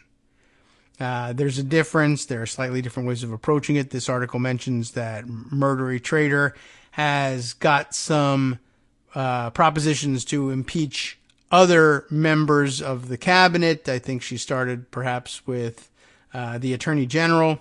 Oh, not the Attorney General. I'm sorry. Who is she targeting? Well, we'll get around to it. It hardly matters, but you can, if you can offer up articles of impeachment and say, for these reasons, we should impeach this person. Or you can say, I would like to impanel a committee that would sit and review possible charges and then be responsible for reporting out articles of impeachment. That is too indirect a proposal to qualify as a privileged resolution. Now, what does a privileged resolution get you? It does get you an expedited route to the floor, or in theory should get you an expedited route to the floor. What it entitles a rank and file member to is eventual consideration at the discretion of the House Majority Leader, who is responsible for creating the floor schedule. There will be an opportunity to have debate and a vote on a privileged resolution. It's just, like I said, at the discretion of the Majority Leader. So they will schedule it at a time that's most convenient for them. In the normal course of things, when such a backbencher's proposal to impeach the president would be considered an embarrassment to the majority in the House, they tend to do things like, well, okay, you can have your debate and we'll have a vote on tabling your resolution, but we're going to do it at 3 a.m. on Friday or something like that. The exception to that rule is if the resolution is put forward by the House Majority or Minority Leader, the floor leaders of either party in the House, then it's entitled to immediate consideration in the House, and that no other business can intervene they'll schedule when that'll happen, just mutually for the parties. But at least you know that when the proposition is brought up, when the resolution is, when you're recognized to bring the resolution, the debate will be right now. What'll happen with Lauren Boebert is she'll rise to, she'll be asked, for what purpose does the gentle lady from Colorado arise? And then she'll shoot people, and then everyone will say she's not particularly gentle. And then she'll have been handed a card that says, I rise for the purpose of offering a privileged resolution calling for the impeachment of Joseph Robinette Biden Jr., whatever it is. I forget his whole official full name, but Robinette's right, isn't it? Okay. Well, anyway, and she may even list some of the reasons why she wants to do it. And she would then be recognized for an hour of debate. That's the most you can get for the thing, and it's a decent chunk of time, and it puts you on C-SPAN, and you get to try to make your case to people. And if you have a case, then it's worth trying to do. If you don't have a case, like she doesn't, it's only going to be worthwhile to MAGA and her supporters. Her detractors will be mortified and embarrassed that her detractors inside of her district, and it'll could possibly create electoral problems for her later on, but we'll have to see.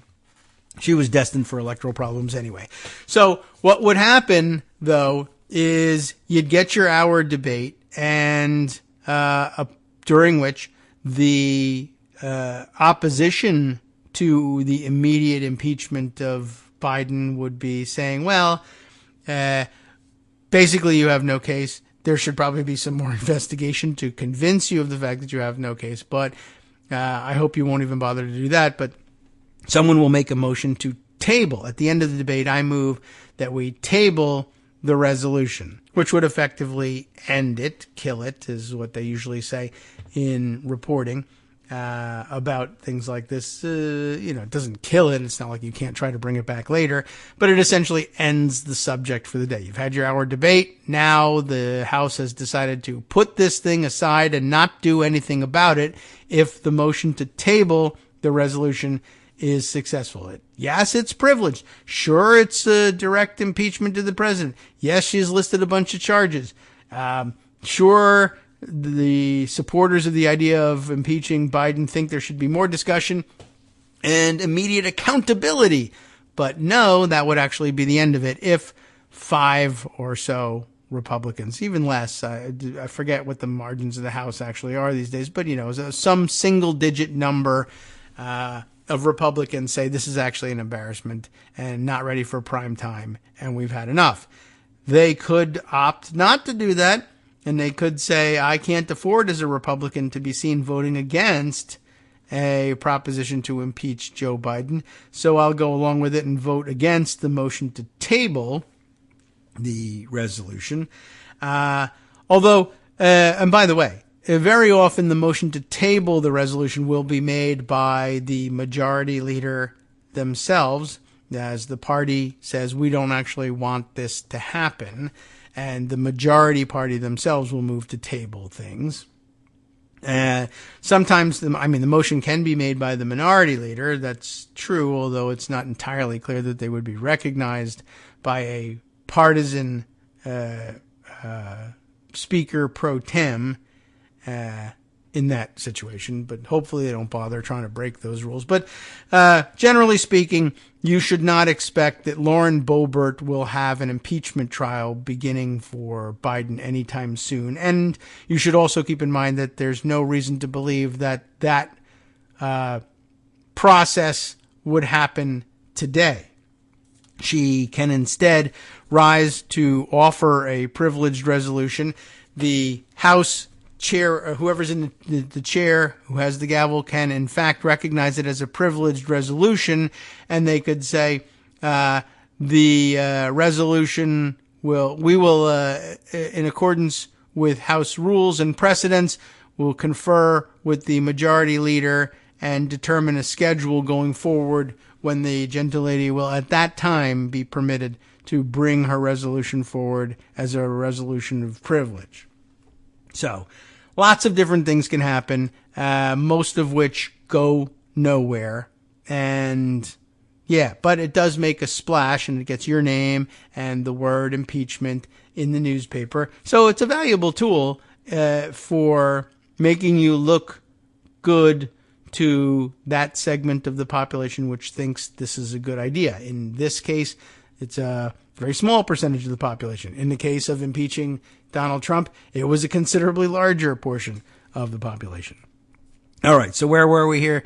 The articles offered by Boebert, which focus on Biden's handling of immigration and the U.S.-Mexico border, if you were trying to guess why the impeachment was being brought forth, come on the day court filings revealed a plea agreement for Hunter Biden over misdemeanor tax offenses and a felony firearms crime. President Biden's negligence of duty has resulted in the surrender of operational control of the border to the complete and total control of foreign criminal cartels, putting the lives of American citizens in jeopardy, Boebert said on the House floor Tuesday, I guess in announcing her plans. Unlike other impeachment efforts, Boebert said hers uses a procedural tactic that requires the House to hold a floor vote, which is to say it makes the proposition to impeach directly as opposed to trying to ask a judiciary committee or subcommittee or whatever to look into charges. I am bringing my articles of impeachment against Joe Biden to the House floor in a privileged motion, meaning that every member of Congress must vote on holding Joe Biden accountable, Boebert tweeted. Of course, again, the practical upshot is that they will most likely be asked whether or not to table the resolution, and that will be the only vote that they face in all likelihood. A spokesperson for House Speaker Kevin McCarthy did not immediately respond to a request for comment about when the resolution would come to the floor. House Democratic Whip Catherine Clark of Massachusetts said in an email to colleagues Tuesday night that the House is expected to take a procedure vote on the motion to table the resolution when it is offered this week. Passing a motion to table the resolution, as you know, would essentially block Boebert's effort. The 6-page impeachment resolution argues that Biden has abused his power and is derelict in his duty as president, leading an administration, quote, that has continuously, overtly, and consistently violated federal immigration law by pursuing an aggressive, open borders agenda, which it has not.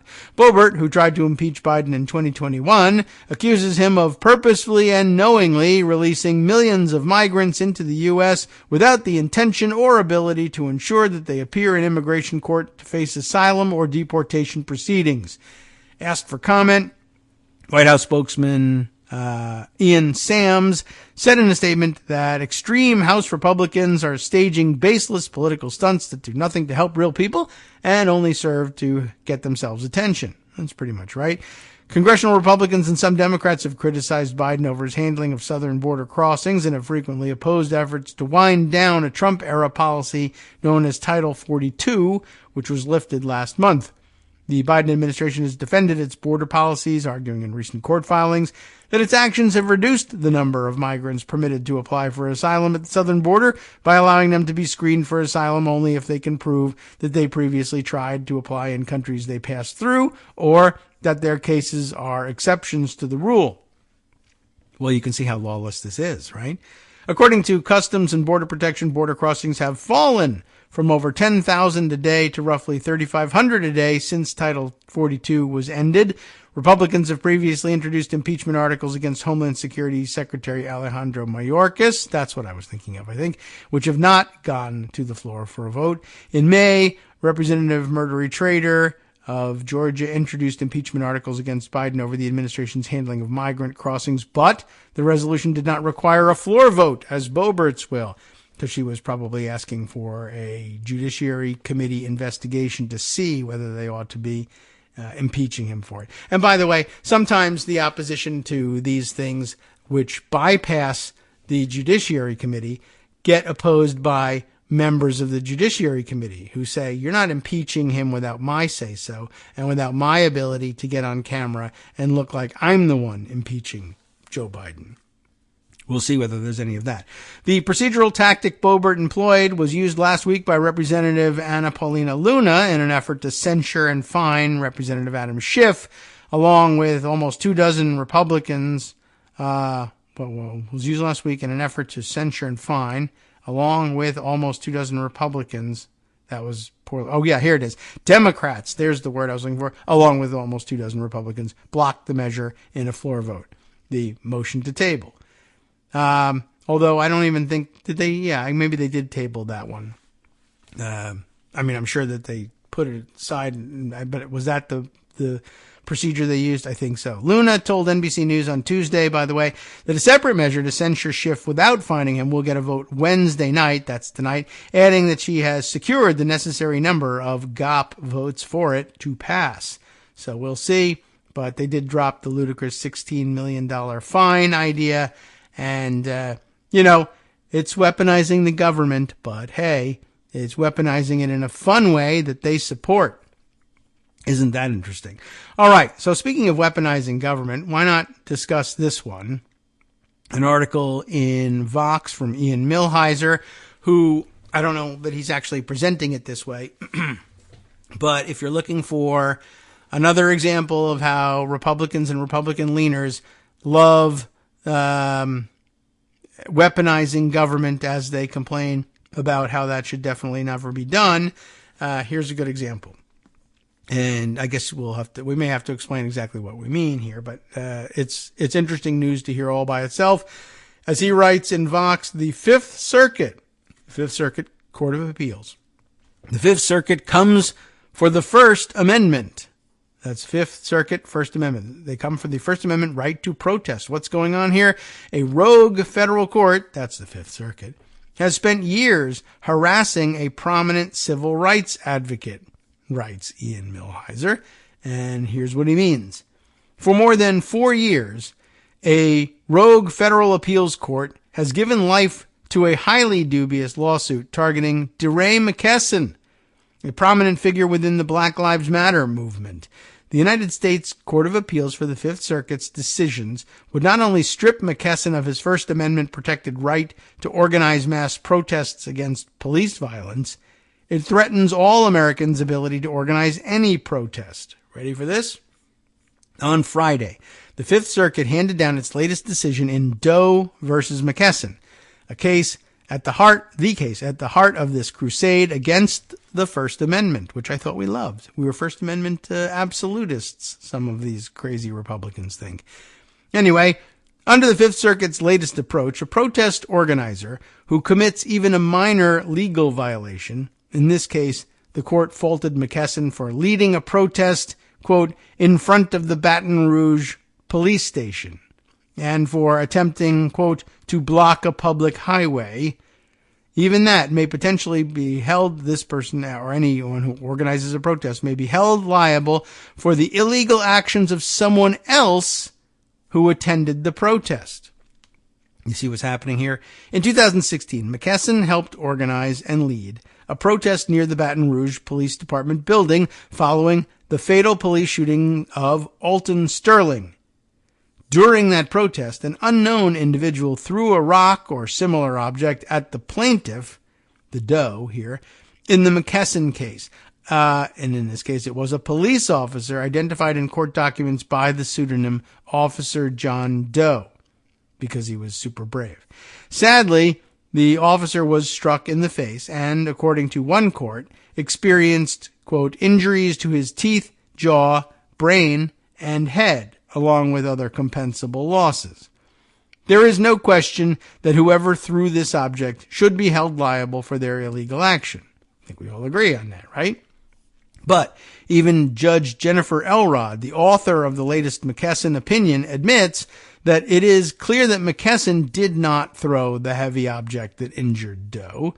That should be the end of this case, as the First Amendment provides robust safeguards against holding protest leaders responsible for the actions of a single rogue protester.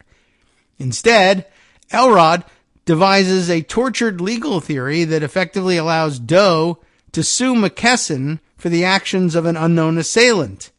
In doing so, Elrod rather flagrantly disobeys, unflagrantly for that matter probably, disobeys at least two landmark Supreme Court decisions. Because who cares? Why would that be interesting to anybody, right?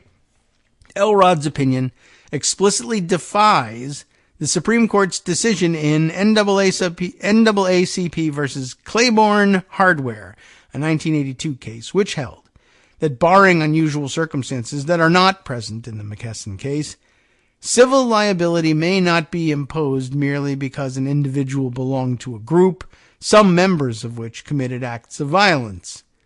Additionally, her opinion cannot be squared with another famous case studied by constitutional lawyers in law school, Brandenburg versus Ohio, a 1969 case which placed strict limits on the law's power to sanction anyone whose speech might encourage others to engage in illegal activity.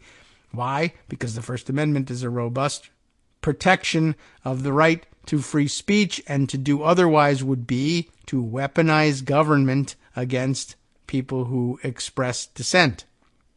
The stakes in this case, which has already been heard once by the Supreme Court and will most likely need to be heard by them again if the right to protest is to remain viable, are simply enormous. If protest organizers can be sanctioned for illegal actions by protest attendees, then, of course, no one in their right mind will agree to organize a protest. It would be, of course, the chilling effect that Republicans are usually so worried, they say, about things having cancel culture and chilling effect, et cetera, et cetera. It would be as obvious a case of it as could ever be imagined. Indeed, as Judge Don Willett points out in dissent, under Elrod's decision, a protest leader could potentially be forced to pay for the unlawful acts of counter-protesters and agitators who were actively opposed to the protest leader's cause. If Elrod is right about the First Amendment, then a white supremacist who wishes to cripple the Black Lives Matter movement needs only show up at one of their protests and start throwing stones. That's right. And this case is particularly important because it concerns the right to protest the police. Individuals who are authorized by the government, weaponized, some might say, to commit violence on behalf of the state. If the right to protest means anything, it must include the right to demonstrate against government officials who wield such awesome power against ordinary citizens, including protesters themselves. And then, in an oddly aggressive formulation of the problem, Ian puts it this way: the three words that must always be protected, and I don't know that they are the necessary, not the only three, certainly, but three words that must always be protected if free speech is to survive are, one of the words we have to get rid of, F, the police. Well, okay, I understand the sentiment, and I understand the sentiment of the statement, too, and it's obviously an important protection, but I don't know that that's necessarily the phrase, the one phrase, the hill that you have to die upon. But it certainly makes the point quite clearly. All right. Well, when we come back, we'll read through the rest of this article because I do think it's extraordinarily important. And I think at the end you can see exactly what they really mean when they say weaponizing the government. And when Republicans do it, it seems to be okay with them. It's cool by them. Weird. Hi, everybody. It's me, David Waldman. Yes, the same guy who interrupts you all the time. Interrupting you one more time just to tell you again, another reminder that your contributions are what keep this show on the air, and patreon.com, patreon.com, is still among the easiest ways to make the sustaining subscription donations that keep us afloat. Are you ready for the pep talk about how our Patreon campaign is still going strong and growing? Well, too bad.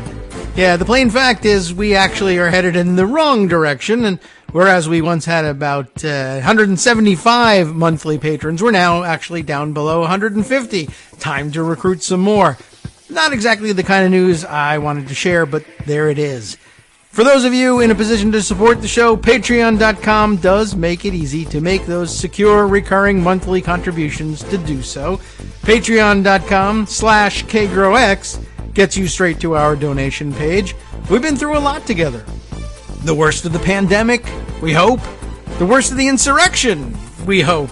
So go ahead and treat yourself. You don't need an excuse. Give yourself the gift of a little something you enjoy in life. Support the show. And of course, if you happen to prefer using PayPal or even the Square Cash app, we're up and running on those options too. So thanks again, everyone, for all your support.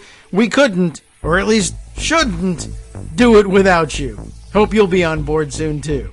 Thanks for all your support.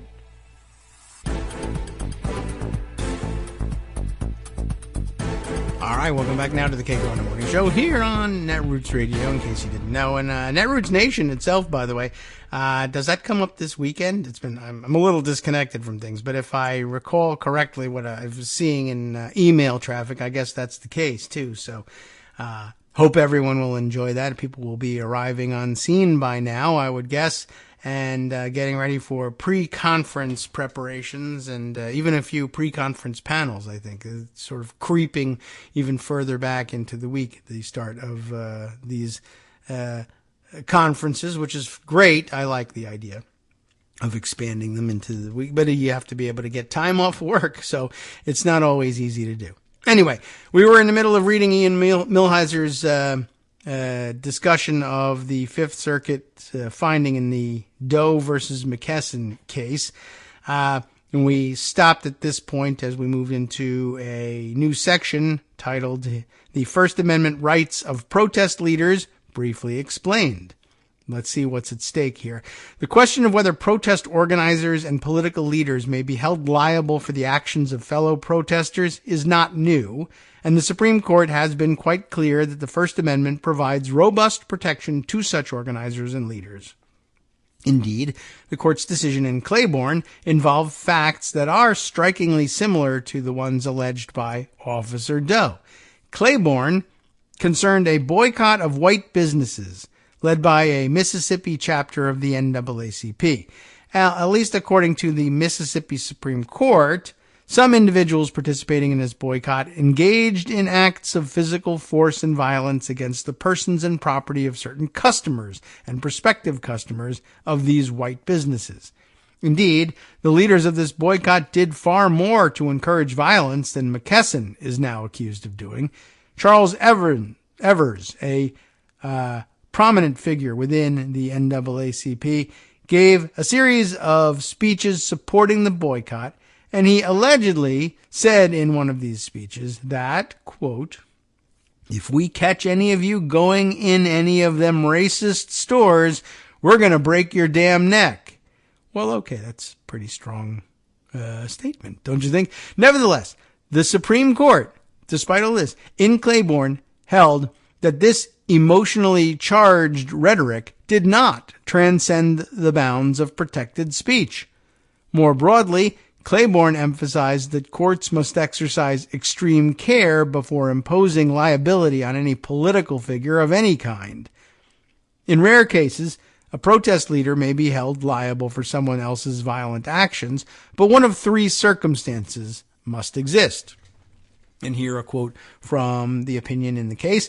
There are three separate theories that might justify holding Evers liable for the unlawful conduct of others.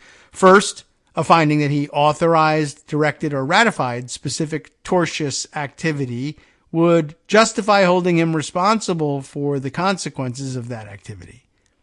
Second, a finding that his public speeches were likely to incite lawless action could justify holding him liable for unlawful conduct that in fact followed within a reasonable period, like, say, right after a speech at the Ellipse or something like that.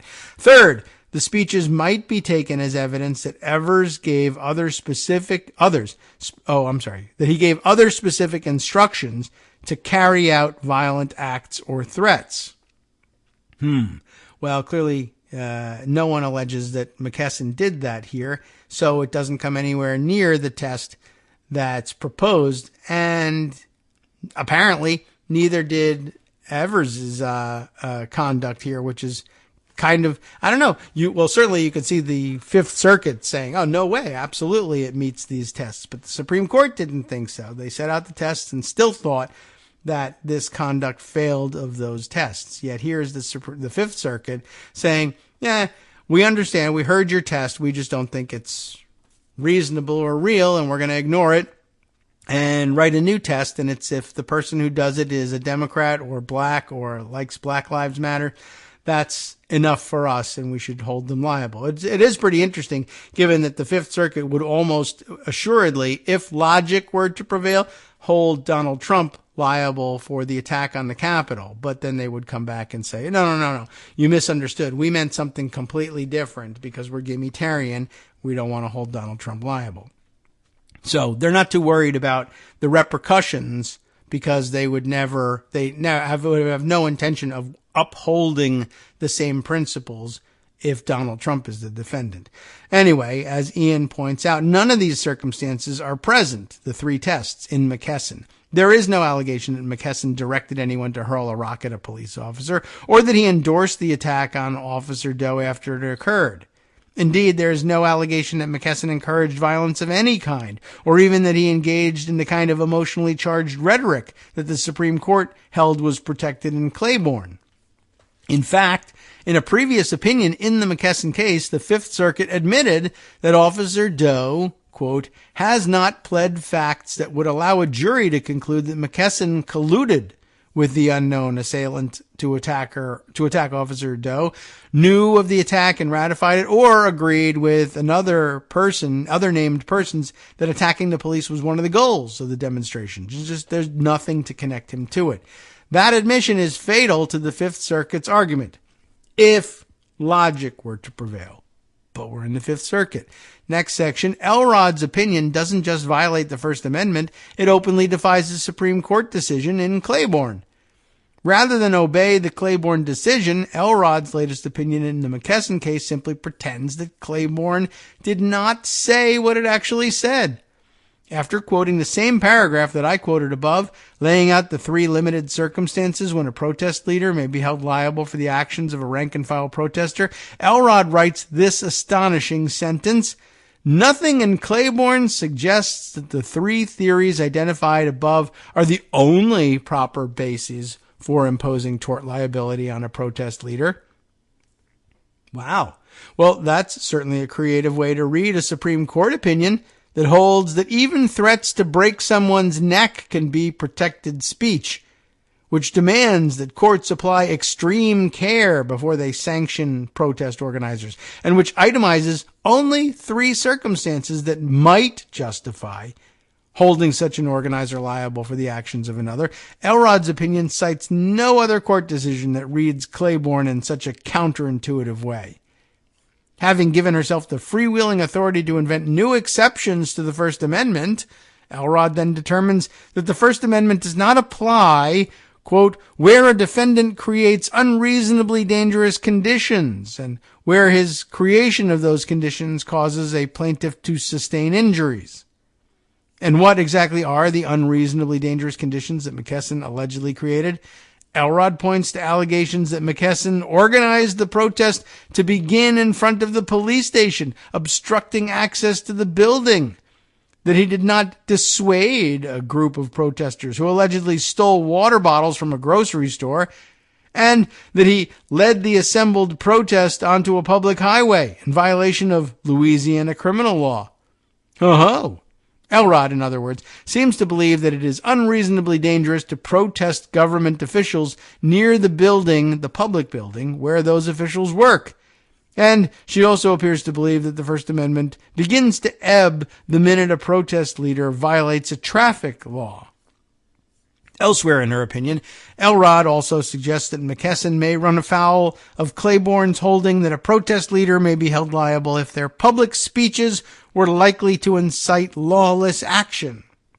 But Elrod does not point to a single statement allegedly made by McKesson which might have incited someone to injure Officer Doe. Nor, for that matter, does Doe. As Judge Willett points out in dissent, the lone insightful speech quoted in Doe's complaint is something McKesson said not to a fired-up protester, but to a mic'd-up reporter the day after the protest. The police want protesters to be too afraid to protest. That's the incitement, apparently. Needless to say, this anodyne statement does not even begin to approach the kind of incitement to lawlessness that is unprotected by the First Amendment. The next section, the Fifth Circuit is a rogue court. I think we all know that from listening for a long time to the show and seeing how often we have to say things like this. But the Fifth Circuit decision in McKesson isn't just wrong, it's an embarrassment.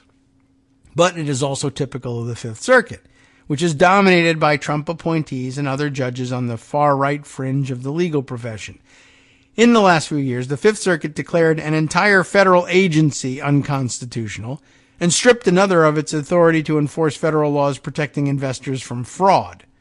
It permitted Texas Republicans to effectively seize control of content moderation at social media sites like Twitter, Facebook, and YouTube. It seized control over much of the United States' diplomatic relations with the nation of Mexico.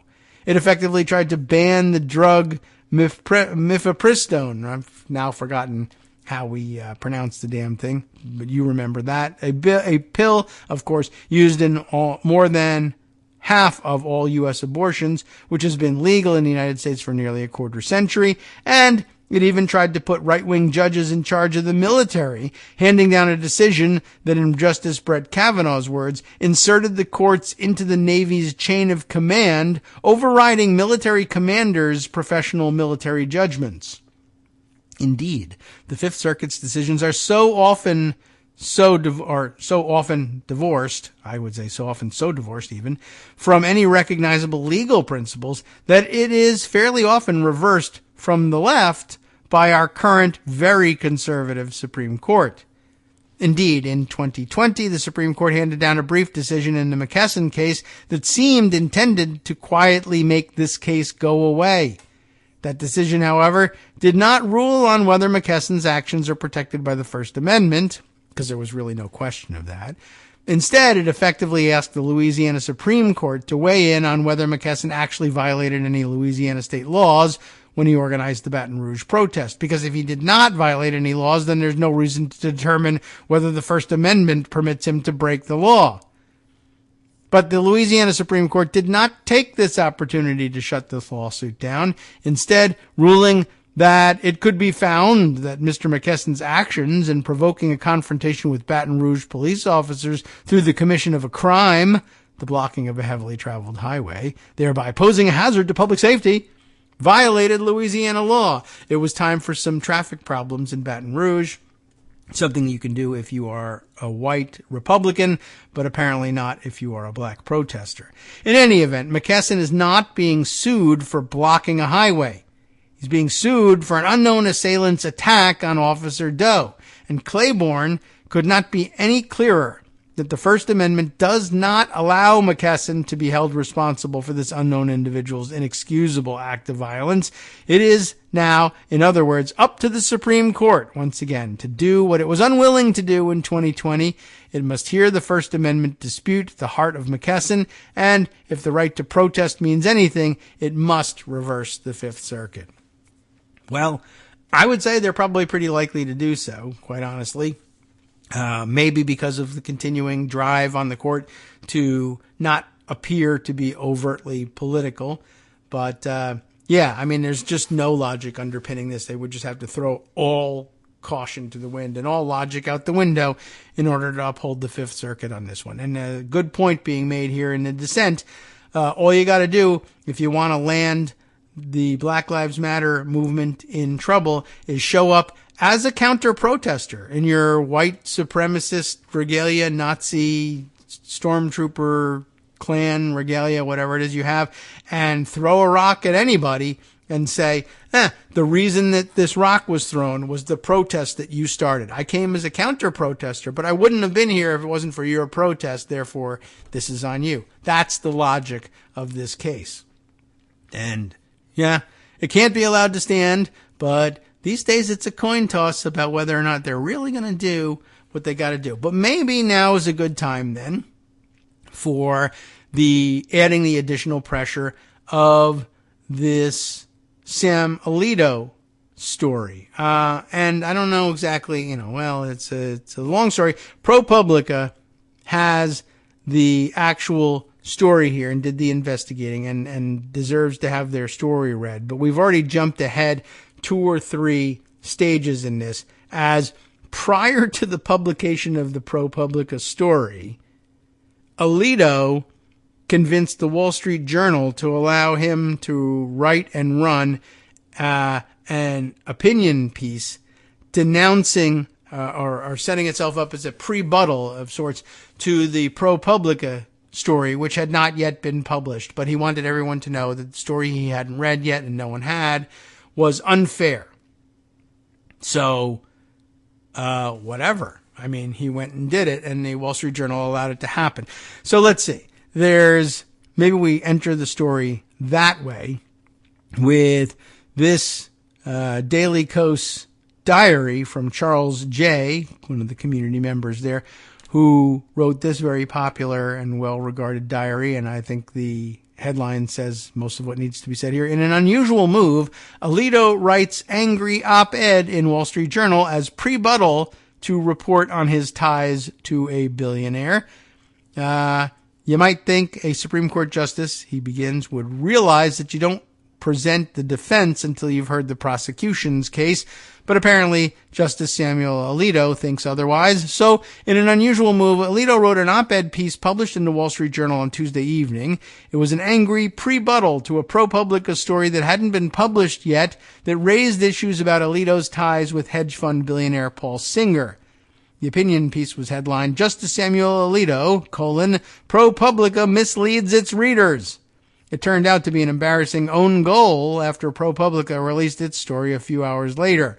ProPublica, of course, you know who they are. We'll skip that part, but they too, they were also the outfit behind the reporting and broke the story about the decades-long relationship between Alito's fellow conservative Supreme Court Justice Clarence Thomas and Texas real estate billionaire Harlan Crow that included lavish gifts, paid vacation trips, and property deals. It raised calls by Democratic lawmakers for tightening Supreme Court ethics rules. When it released the story, ProPublica posted a tweet that pointed out that Alito was attacking as unfair a story that he hadn't read. The ProPublica story did include details from Alito's rebuttal op-ed. That's funny. Give him the opportunity to do that. Okay. Smart move, Sam. The Supreme Court's head spokesperson had told ProPublica that Alito would not be commenting on the story, but several hours later his op-ed included his responses to its reporters' questions. The ProPublica story is headlined, Justice Samuel Alito took luxury fishing vacation with GOP billionaire who later had cases before the court. And here's how it begins. In this way, we don't have to necessarily read through the whole thing, although I may want to do that off the air and see if there's other parts that we need to discuss in the future.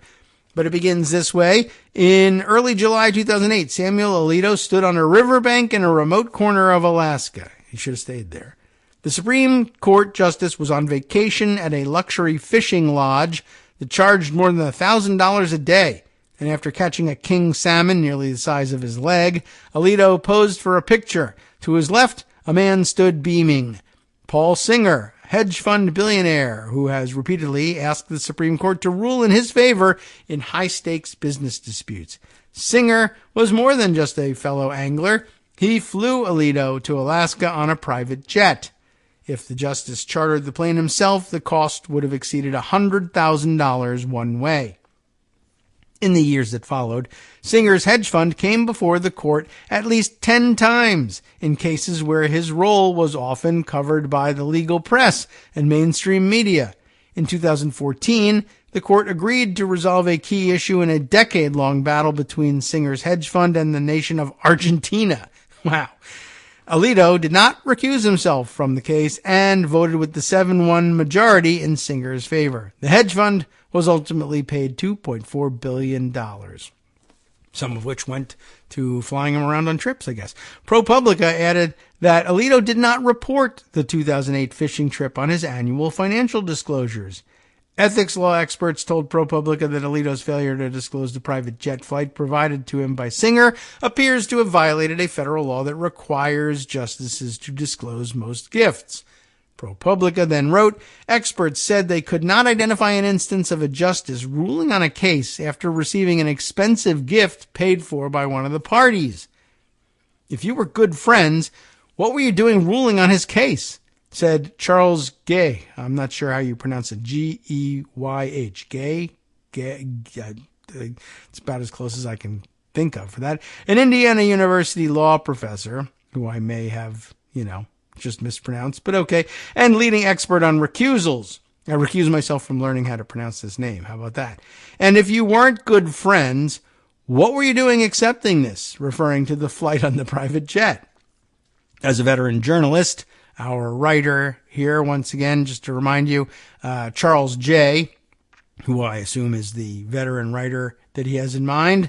As a veteran journalist, I can't stress enough how unusual it is for a newspaper to publish a rebuttal op-ed as a preemptive strike in response to a story that another news outlet has not yet published.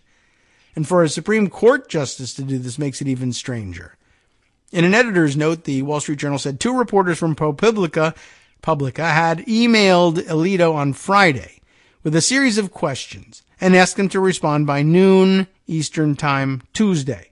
The newspaper's opinion page then offered Alito's response, which he may or may not have actually emailed back to them. Alito wrote, ProPublica has leveled 2 charges against me. First, that I should have recused in matters in which an entity connected with Paul Singer was a party. And second, that I was obligated to list certain items as gifts on my 2008 financial disclosure report.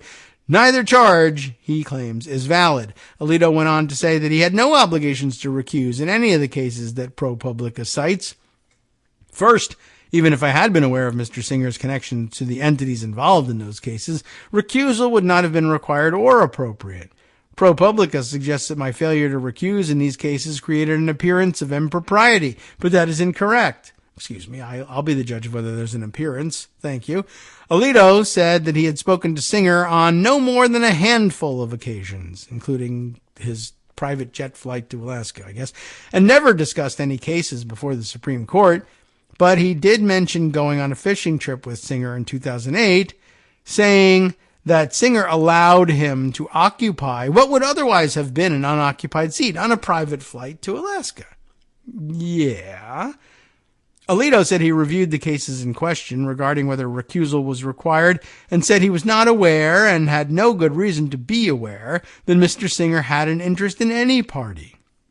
Mr. Singer was not listed as a party to any of the cases listed by ProPublica, Alito wrote. He added that the entities that ProPublica claims are connected to Mr. Singer all appear to be either limited liability corporations or limited liability partnerships.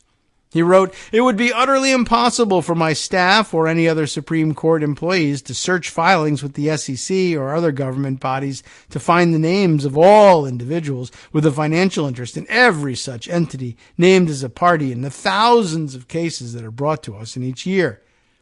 Alito did mention one case in which review was granted by the High Court, Republic of Argentina versus NML Capital Limited.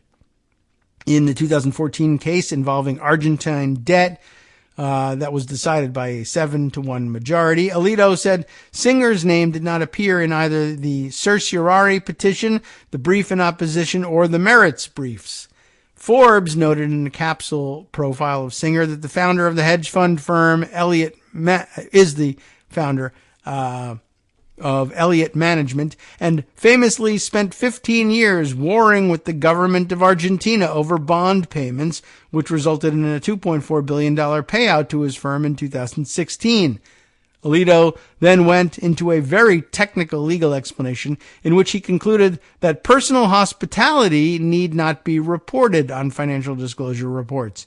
He oddly included a reference to the definition for facility from the Random House Webster's Unabridged Dictionary. The flight to Alaska was the only occasion when I have accepted transportation for a purely social event, and in doing so followed what I understood to be the standard practice, Alito said. Alito provided details about his fishing trip to Alaska, saying that he stayed, quote, in a modest one-room unit at the comfortable but rustic King Salmon Lodge. He described the meals as home-style fare and couldn't recall whether the guests were served wine, but emphasized that it was certainly not wine that costs $1,000. ProPublica provided more details about the fishing trip that cast it in an entirely different light than Alito's rather benign account. For starters, the lodge was described as a luxury fishing resort, whose guests included celebrities, wealthy businessmen, and sports stars. ProPublica reported that the Alaska fishing trip was attended and organized by Leonard Leo. Well, that will make a difference, right? The leader of the Conservative Federalist Society. Leo invited Singer to join the trip and then asked Singer if he and Alito could fly on the billionaire's jet. A person familiar with the trip told ProPublica. That's interesting. I'm organizing a trip to Alaska. How are you going to get there? Not sure yet, but one of my thoughts is, why don't I invite a billionaire that I know and then ask, can we fly on your jet? Because you're probably not going to fly with us commercial to Alaska, right? You're going on your private jet. Could we hitch a ride? Could I hitch a ride? Could I bring a Supreme Court justice? Well, of course. Could I bring some other schmo you never heard of? No, that one I don't think so. Oh, really? Because there's an empty seat. Yeah, well, for a Supreme Court justice, that's one thing. Now you're in trouble. Alito's stay at the lodge was provided free of charge by its owner, Robin Arkley II, the owner of a California-based mortgage company and a major donor to the conservative legal movement, ProPublica reported. Leonard Leo, why did you choose the King Salmon Lodge? Is it because it's owned by a California-based mortgage company executive who's a major donor to the conservative legal movement? I don't know. That's a good question. 3 years earlier, Arkley had paid the bill for conservative Supreme Court Justice Antonin Scalia to stay at his lodge, not the one that somebody else paid for him to stay at another luxury lodge where he died, though that might have been helpful had he died earlier. The justice's stay was provided free of charge by another major donor to, is this Scalia's, I guess? Another major donor to the conservative legal movement, Robin Arkley II, owner of that seems like maybe a paragraph that was rewritten but came through accidentally in publishing this piece because, we know that information. A spokesperson for Singer told ProPublica that the hedge fund manager wasn't aware that Alito would be on the trip when he accepted the invitation. Accepted what invitation? Oh, Singer, right, and didn't discuss his business interests with the justice. The spokesperson added that neither Singer nor his companies had any pending matters before the Supreme Court at the time, and that Singer couldn't have anticipated that a future case would merit Supreme Court review.